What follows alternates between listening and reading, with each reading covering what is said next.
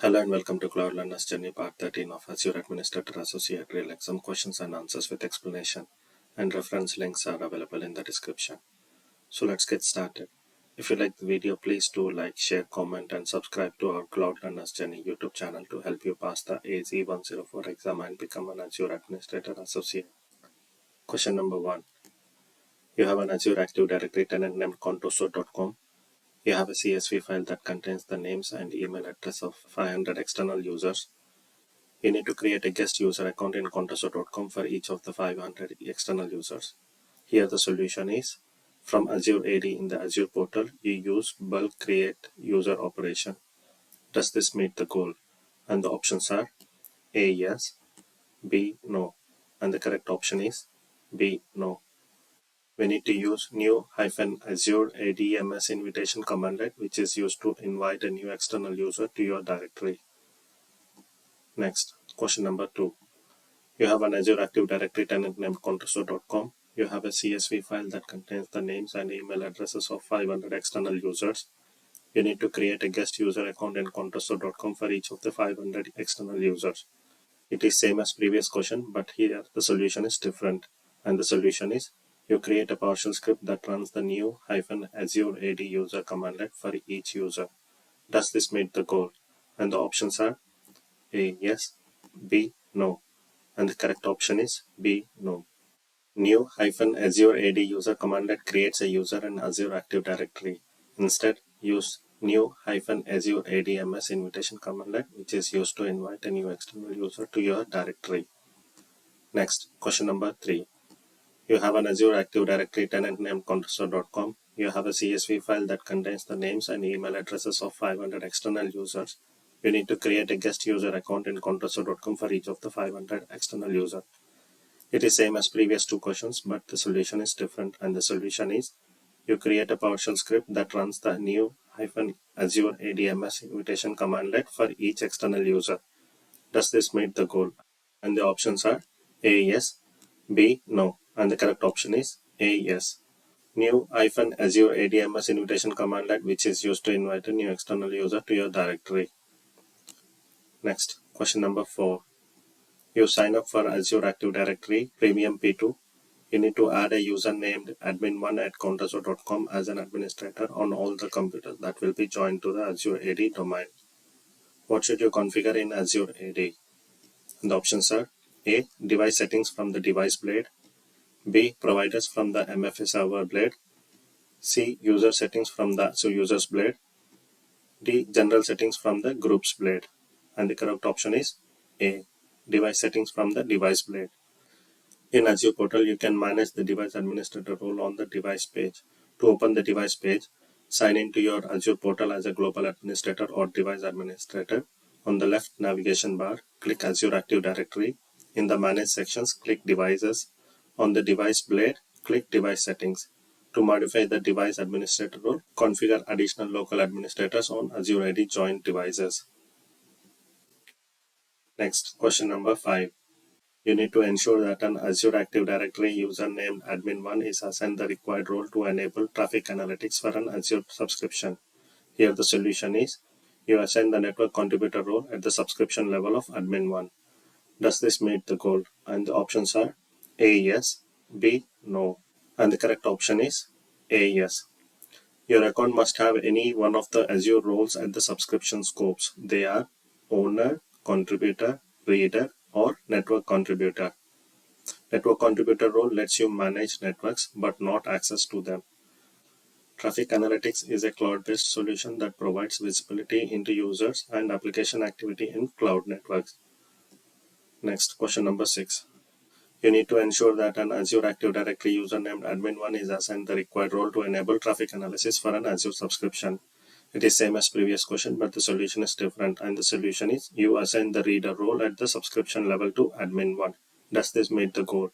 And the options are A, yes, B, no. And the correct option is A, yes.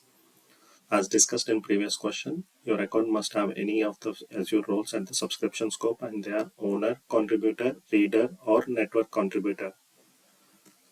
Next, question number 7.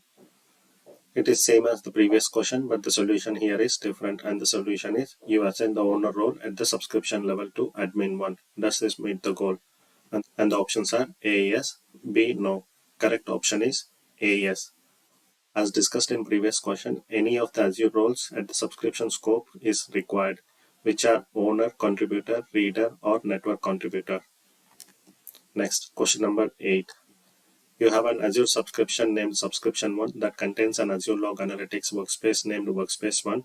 You need to view the error events from a table named Event. Which query should you run in Workspace 1? And the options are A. Get-event event pipeline where $_ type equal to error. B. Event pipeline search error. C. Select star from event where event type equal to error. D. Search in event star pipeline where event type equal to error. And the correct option is B. Event pipeline search error. Search operator provides a multi-table or multi-column search experience. Next, question number 9. You have an Azure subscription that contains the following users in an Azure Active Directory tenant named compressor.onmicrosoft.com. Here we have the columns name, role, scope. User 1 with global administrator role and the scope is Azure Active Directory. User 2 with global administrator role and the scope is Azure Active Directory. User 3 with user administrator role and scope is Azure Active Directory. User 4 with owner role and scope is Azure subscription. User 1 creates a new Azure Active Directory tenant named external.compressor.onmicrosoft.com. You need to create new user accounts in external.compressor.onmicrosoft.com. Here the solution is you instruct user 4 to create the user accounts. Does that meet the goal? And the options are A yes, B no. And the correct option is B no.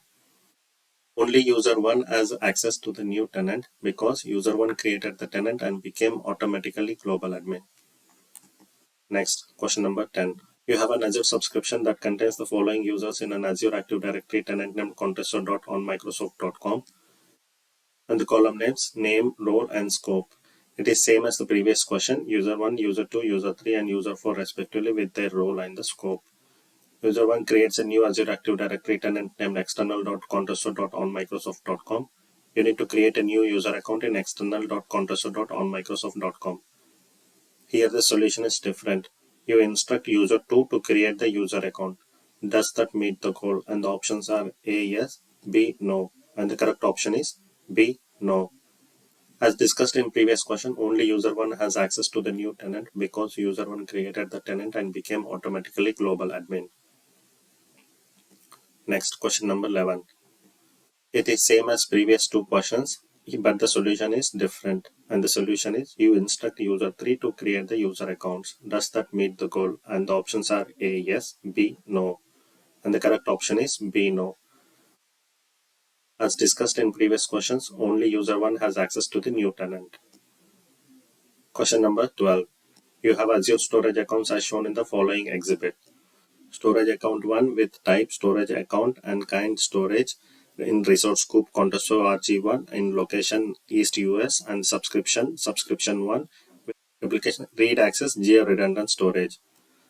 Storage account 2 with kind storage V2 in Contoso RG1 resource group in central US location in subscription 1 and the access tier is hot with replication geo redundant storage. Storage 3 with blob storage kind in Contoso RG1 resource group in East US location in subscription 1 with access tier hot with replication locally redundant storage. Use the drop-down menus to select the answer choice that completes each statement based on the information presented in the graphic. In the answer area for the first one, you can use storage account 1 and storage account 2 only for Azure Table Storage. Azure Table Storage supports the storage accounts, general purpose V1 accounts and general purpose V2 accounts. Second answer area, you can use all the storage accounts for Azure Blob Storage. The three different storage account options are general purpose V2 accounts, general purpose V1 accounts and blob storage accounts. Next, question number 13. You have an Azure subscription that contains the resources in the following table. Column names, name and type. RG1 with resource group type, Store1 with Azure storage account type, Sync 1 with Azure File Sync type. Store 1 contains a file share named data. Data contains 5000 files. You need to synchronize the files in the file share named data to an on-premises server named server 1. Which 3 actions should you perform? Each correct answer presents part of the solution. And the options are A. Create a container instance. B. Register server 1. C. Install the Azure File Sync agent on server 1. D. Download an automation script. E. Create a sync group. And the correct options are B. Register server 1. C. Install the Azure File Sync agent on server 1. E. Create a sync group. Correct sequence for this to achieve is step 1. Install the Azure File Sync agent on server 1. Azure File Sync agent is a downloadable package that enables Windows Server to be synced with an Azure file share. Step 2. Register server 1. Register Windows Server with Storage Sync Service. Registering your Windows Server with a Storage Sync Services establishes a trust relationship between your server or cluster and the Storage Sync Service. Step 3. Create a sync group and a cloud endpoint. A sync group defines the sync topology for a set of files, and endpoints within a sync group are kept in sync with each other.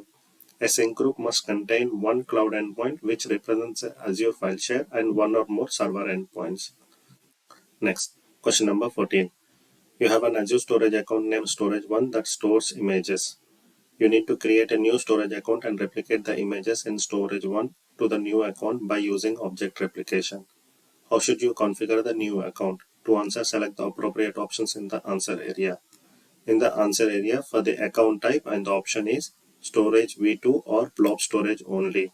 Second answer area, object type to create in the new account, and the option is container. Object replication supports general purpose v2 and premium blob accounts. Blob versioning should be enabled on both the sources and the destination storage account. Next, question number 15.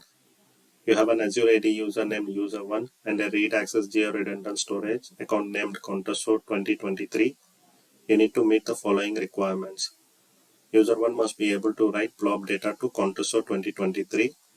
The Contessor 2023 account must fail over to its secondary endpoint. Which 2 settings should you configure? To answer, select the appropriate settings in the answer area. Here we see with the storage account, and the options are access control IAM and geo replication. IAM give access to the users. Geo replication is to set the policy.